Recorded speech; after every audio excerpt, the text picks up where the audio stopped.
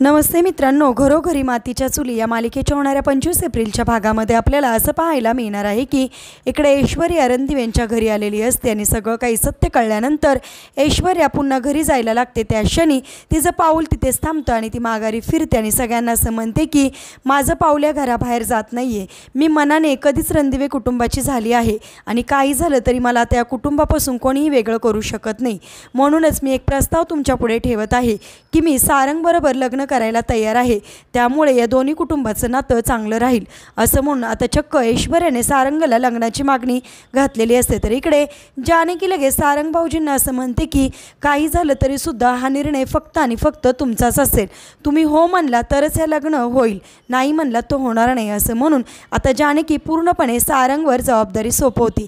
आता खरोखर सारंग ऐश्वर्याबरोबर लग्न करण्यास होकार देईल का? तुम्हाला काय वाटतं कमेंट करून नक्की सांगा आणि असेच मालिकेच्या पुढील अपडेटसाठी तुम्ही आपल्या रंजक मराठी चॅनलला नक्की सबस्क्राईब करा। थँक्यू।